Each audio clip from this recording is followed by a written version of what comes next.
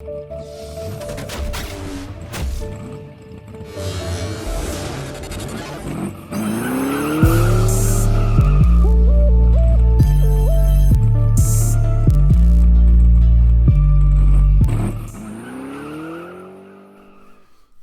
welcome back to ClarksPlace. This is part 2 of the build.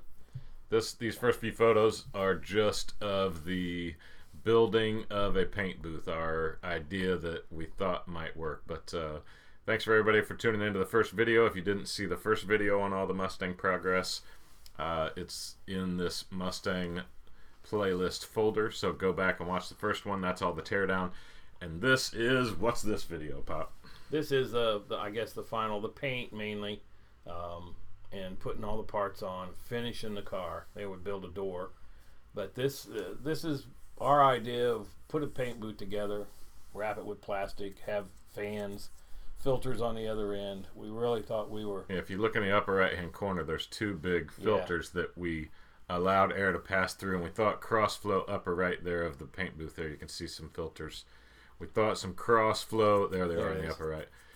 Just pulling in from high, the least dusty, and pulling it out the bottom of the other end would work good. And I think it worked pretty good. It did. It was good, but I think we needed more powerful fans. Yeah. Because it would really get foggy inside there.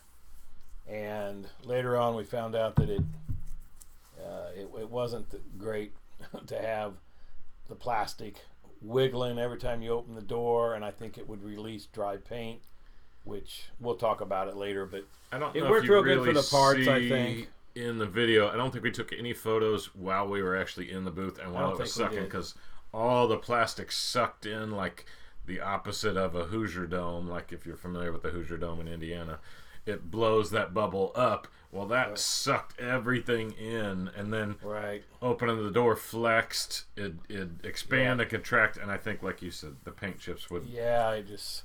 We got lots of speckles in it. So. But I think the parts sprayed real good. We didn't have the better gun at that time. We ended up buying a better gun.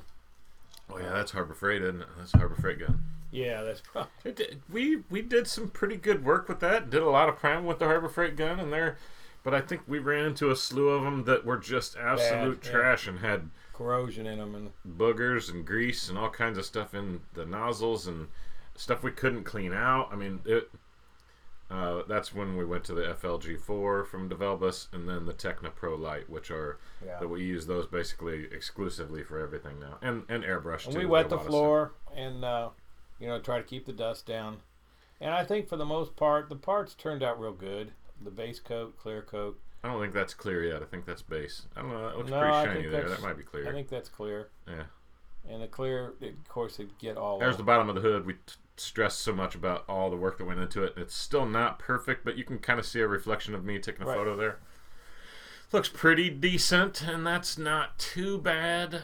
All of these, I think, looking at them a second time, I think we were really excited to get some red on the car, and thought it looked pretty good. And then as I was looking at these, it's like, there's still quite a bit of orange peel that I know you cut and buff, and we can make them a lot nicer, but it wasn't. We were really proud of it, but I think now looking at with some different eyes and some more experience, it's like that's pretty orange peely right there. Yeah. And I mean, we were happy with it at first, but not after we got a better gun. And that is a good key to having a good paint job, is have a good at least a good clear coat gun. I think some average guns can put base coat on, but even a good gun does a better job. You get a smoother flow onto the part. I think we listened to Will on Graveyard Cars about doing a better paint job is painting it with a higher reducer. It's a thinner paint. It lays out better. So I think he said he has his booth at 70 degrees. I don't know. Are those for your car? Yes, they were. Were they? Okay. But they were for the original hood, and those weren't used on the Shelby. Okay, Shelby that's what I thought. In. I thought that was a regular 68 hood that had those inserts. Oh, there's a picture of the fender that did get some damage. So that was right before we painted it. I think that's why that was the photo that missed the last video. And if we built it as small as we could to fit in the area, but it ended up having to be rotated or you'd be laying in the water. But there's barely enough room to walk around it. I mean, there was enough room, but I think this is the sealer coat, isn't it? Yeah, it looks like it's the white going on there. Yeah. And I think we had a problem with that. I think just the static electricity that would build up in there with the plastic. I mean, it's a real thin, like dry cleaner that your clothes comes in when you take it to the dry cleaner. That type of plastic, so it really flexed. I think it's a painter's drop cloth is all it is, just a giant roll of that. Yeah, it's real thin, but it would move. Oh, you can see it kind of domed down from the top there. Yeah. As it was pulling. It would leave little particles. Not, we didn't have bugs or anything like that, but it would release stuff. I guess just from the static electricity, but getting some a little red going on. We did not sand or denib that.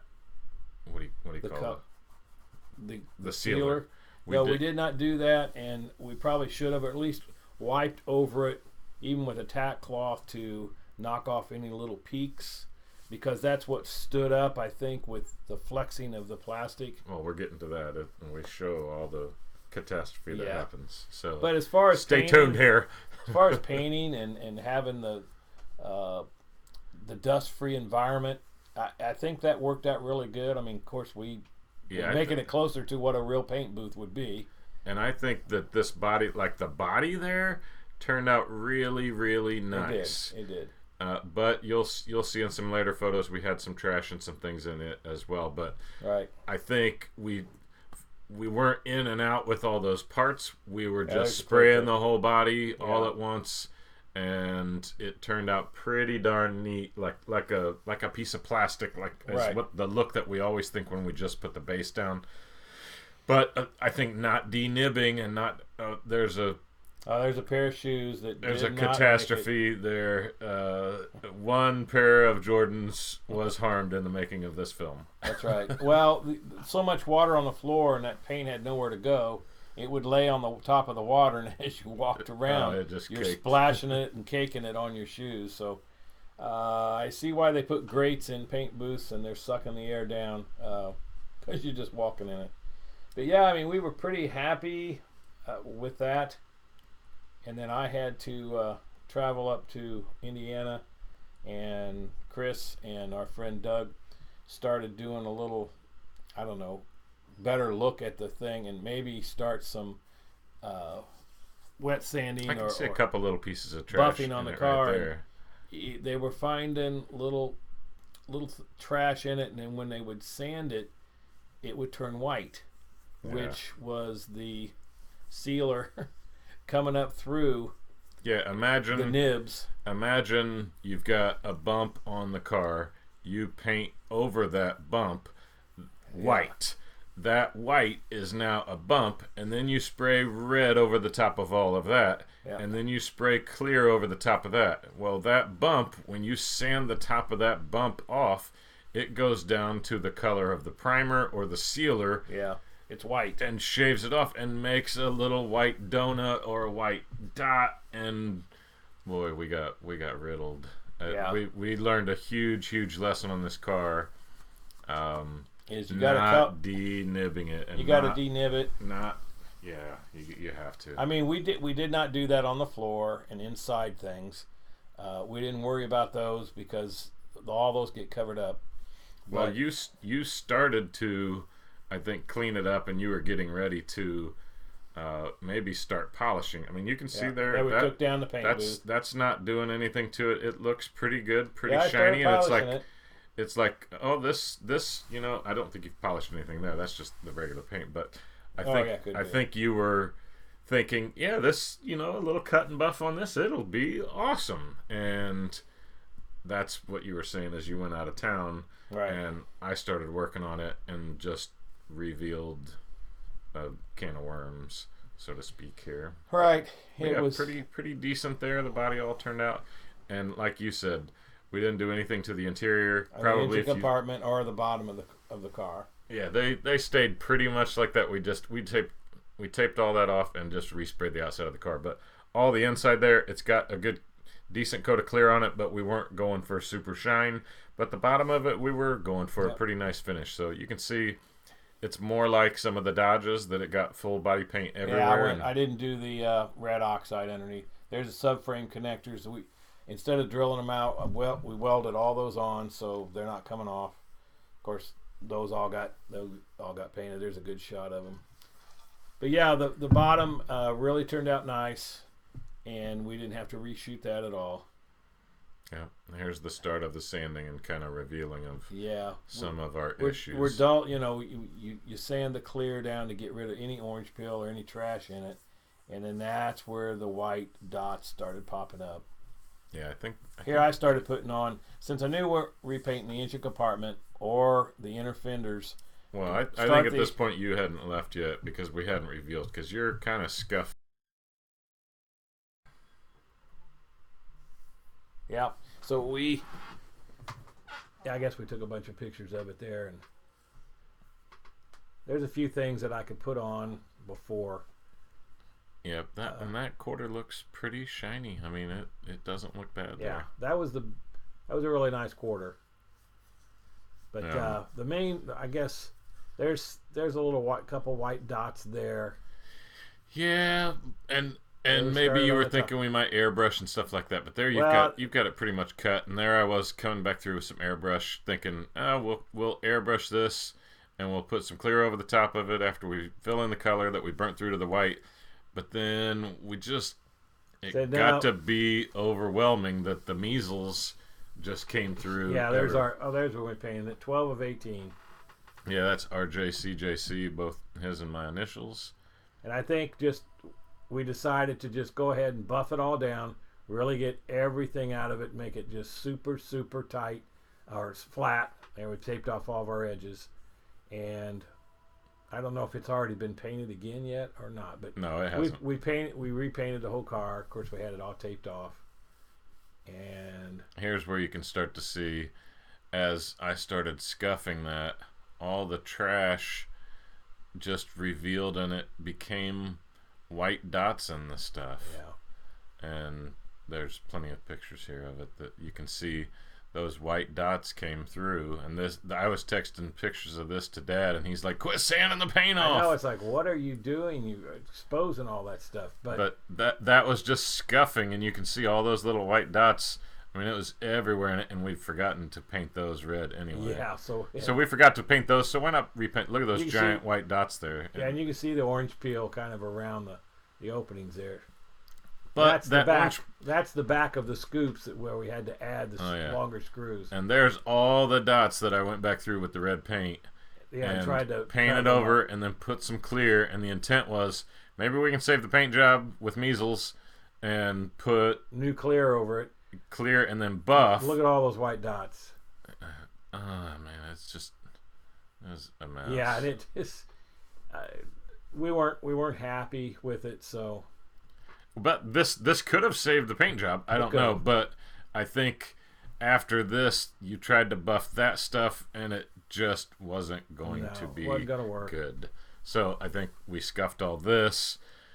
Look at all those shiny spots are all the dots that were on there that I put a dash of red on it with the airbrush, and then I came back through every one of those dots. I think Doug and I spent a day going through just finding everything, and he'd point and I'd shoot, and tried to get the whole dang thing covered again.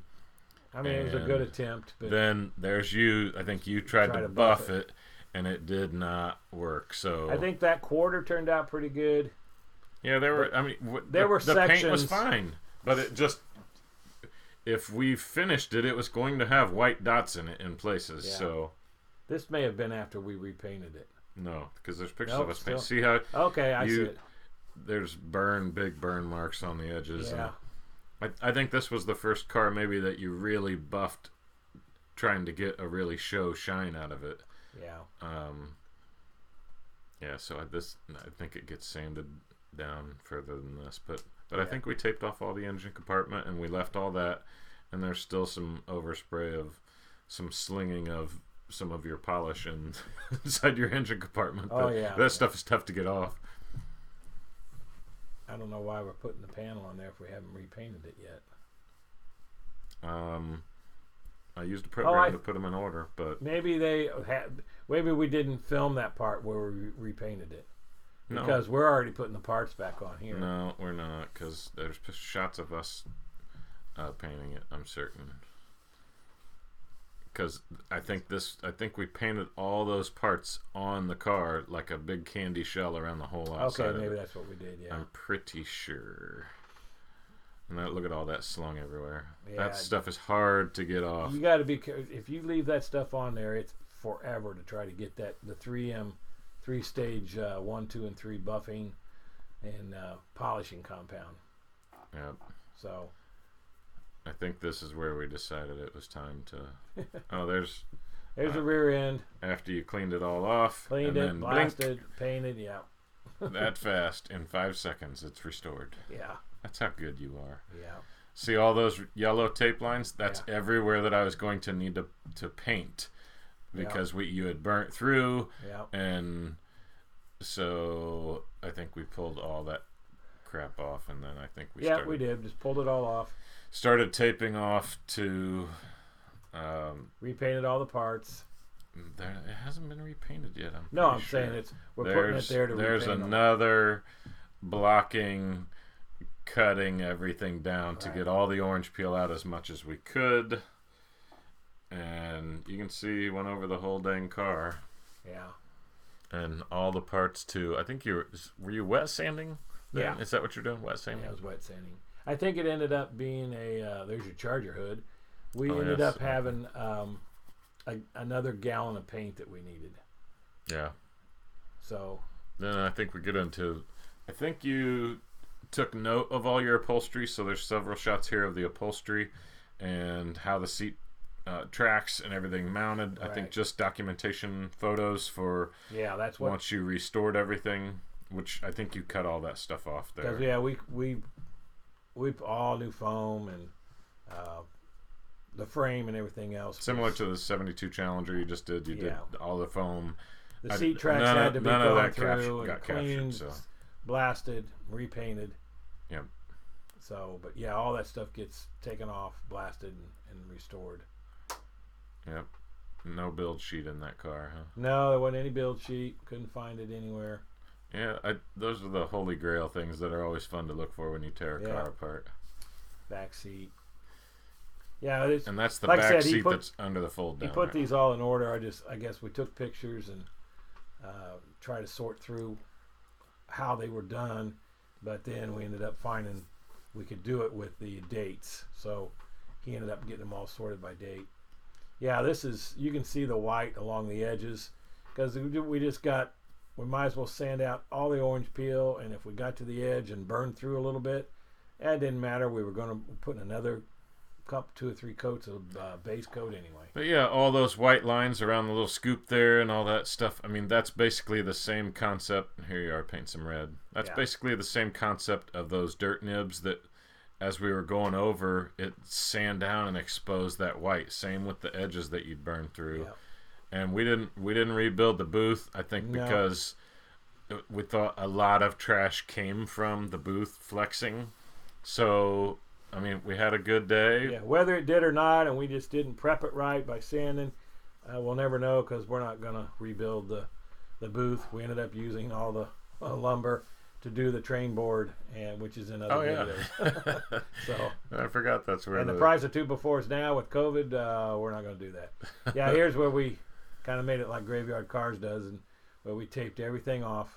Yeah, it's painted real quick. Yep, just like that. And we kept the floor wet again too, and I think that's just the raw color on there. We covered all the stuff close up, like our tools and things like that with the plastic, just to protect it. But it's surprising it did not go and settle on everything because we had the great big fan and the garage door situated to where it was down with a blanket, so it was mainly focusing a lot of draw, and then we had a filter in the door going to the other room straight ahead there, and it would pull the air from the outside. Yeah, I think we put a screen over all that to try to keep any big bug out. Yep. And it really turned out. You can see the shine on those parts is way nicer, not a lot smoother. So if you want to get a nice paint job on your car, paint it twice. Isn't that you're saying, Pop? If you want it done right, you got to do it twice.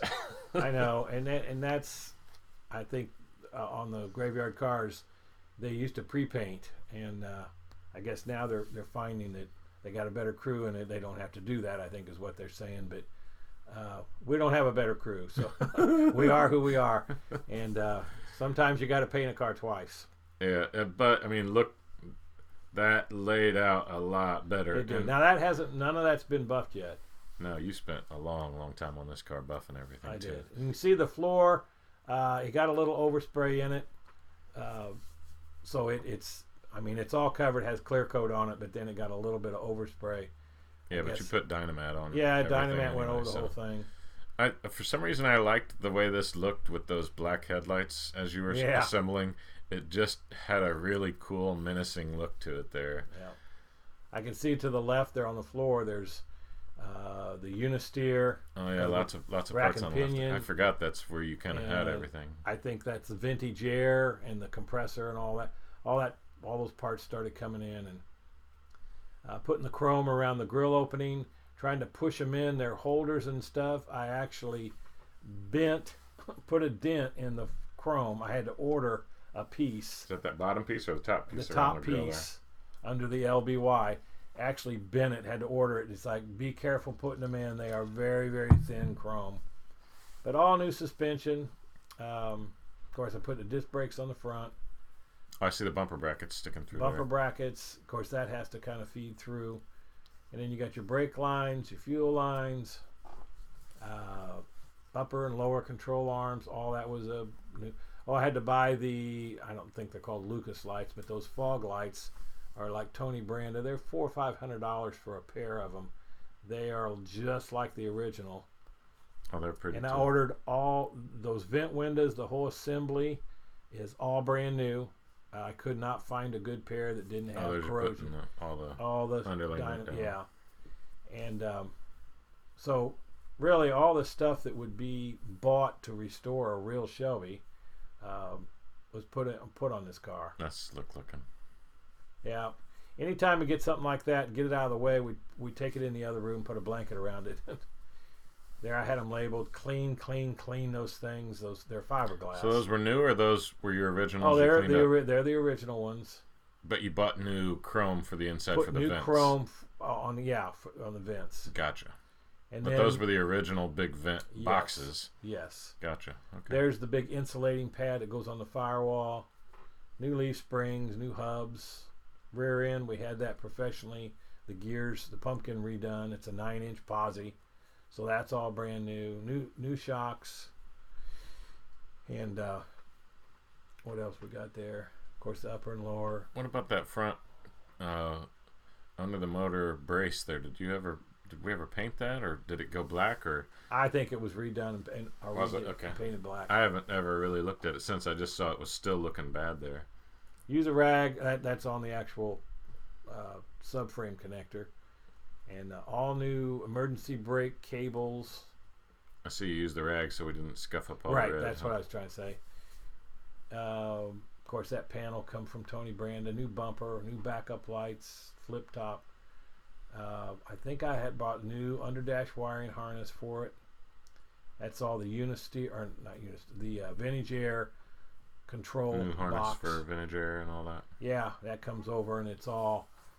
It uses the original control face, but it's not any cables.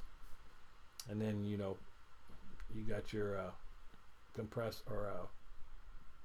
condenser that sits out front, evaporator, and just follow the instructions, run your lines, cut the holes that they tell you to. Oh yeah, that's kind of a quick vintage air install into the Mustang.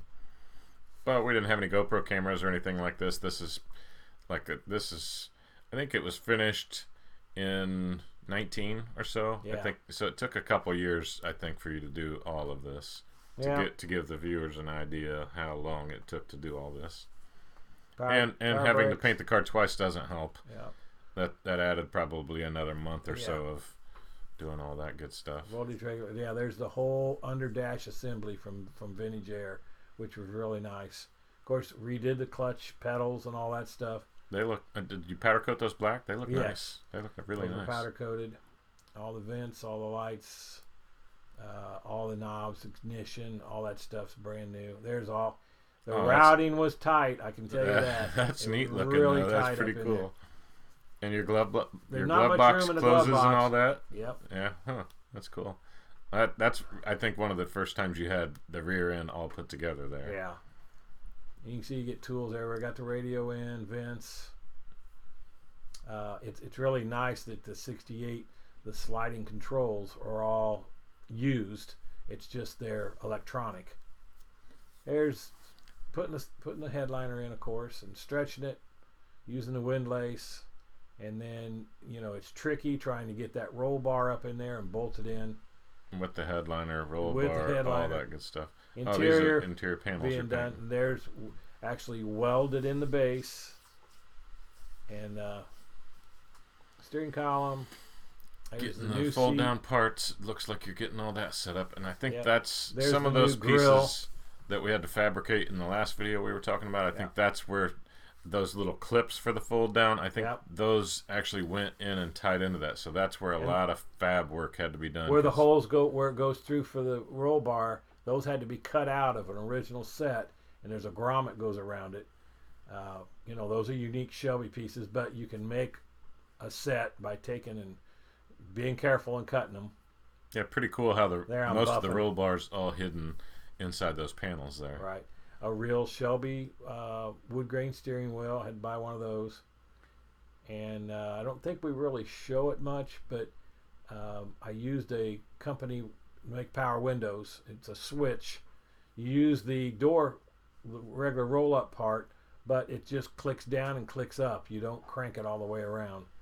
And the whole mechanism just bolts right in. Works perfect. Oh, yeah. Quick note. While we're seeing some more of the interior here, when you do your power windows, don't just have it hooked to what did we have it hooked to that it wasn't getting enough juice. A battery charger. Yeah, something like that. It needs a solid battery to give you the juice. If it's not rolling up and down, it's just because it's connected to a battery charger. Yeah. You have to have it on a battery to get the full juice to make your windows roll. The battery charger didn't want to do it. It just would not go up and down. And we fought that like crazy. Like, why like, won't these roll up? Or it's too slow. You had to try to help it. But, boy, you hook it up to a battery and zzz. Yeah, I think you got all your door panels in. And had to buy all new, door panel stuff. Did you have to vinyl dye all the stuff to make all those different colors of tan There's match? A box of, it's called parchment. And even the different companies, they don't know how to make parchment. There's like 3 different 31 colors. flavors of parchment. Yeah, there is. And it's like, they look horrible. I had to send one set back, and Dwayne Holland at Kentucky Mustang, he was so great of finding some that matched the best. So I had my interior parchment pieces all look the same, and that's door panel, that's door pull, panel, the door pull, yeah, and the armrest were all 3 different colors of parchment. But I think he said that stuff sits on the shelf for a while. It can change color, and if somebody takes it to a swap meet, it sits in the sun. That changes color. So I think you've pretty much you got your wheel up molding, but I think you pretty much got that quarter sanded down. Yeah. And man, that looked so flat and so slick, and that it gets your car really polished. Well, I think we ended up putting 3-4 coats of base, and then we probably put 4 or 5 coats of clear on it. Yeah. That was the original transmission I was going to put in it. It's a big block 4-speed, but I ended up ordering the 5-speed overdrive Tremec and put a brand new Tremec in it. And is this the car that we put the transmission in and out probably 4 or 5 times? Yeah. There I bought the seat belts that would bolt to the Tony Branda roll bar, and of course it took me a long time to find somebody that made a set in red because I wanted to have red. Yeah, they look cool in there. And then all new, seat belt bolts. I mean, basically everything is brand new in that car. I had even ordered the dash cluster with the tack. There's motor. Took it to a guy, Joe. Joe Nelson rebuilt it, and so it was a he's fresh helping out. 428. And there you can see the vintage air and radiator. Chrome export race export there. Race. I mean, everything's. I mean, you talk about shoehorned, and then putting the controls for the electric fans. Oh, look at the Chargers getting the tail end on it over there. Yeah. And there we got the dial indicator. We did the run out on the. Oh, that's what it's called. It is run out. Yeah, to make sure that everything's centered, so we don't run, bearings. This is all from Tremec. What they said, you need to do. For us that have never done it, do the run out on a transmission to make sure all that's right. Yep. It went pretty smooth with the high powered magnet. I think it. Yep. For us never doing it, it went pretty decent. That's right. And then I ended up using the Edelbrock E Street, yeah, fuel injection system. Yeah, there's the Tremec that comes with its own mount and everything. Pretty transmission. Was there something with the clutch fork had to be changed with that too? Yes. I forget. There was a little bit. I did have to change something. Had a nice new fan on it, and then there just wasn't any room in there to really use that fan. No, and I ended up having to take it out because there just wasn't. I think any with room. fans and pulleys and all that, you were getting, it's like that big radiator you put in. It's like it was always touching the radiator. It's like, man, we cannot do this. So I don't know if we show it, but we ended up taking that out and mounting 3 electric fans on 2 8 inches and a 16. And like I say, the dash cluster, still working on that. I can't get the tack to work right. Beware buying the stuff online. I mean, it was a restored one, but I had no way of testing the tack to see if it worked. Yeah. And new wiring harness, all hooked up right, but tack doesn't work. Car looks pretty good, just all red. Yeah. But there we finally got this is after we had the lift put in. Yeah. And it was drivable this time. And I kind of like it all red, but I think like the GT350 at the last show we were just at, the modern one, that white stripe along the bottom just really sets it off for me, which those are coming up here in a minute. Yeah, and I didn't put the Le Mans stripes, the big white, that's racing stripes down the hood and the top and the back. But I do like how it looks with the GT500. There's the GT500 going on. And the wheels we painted white at first.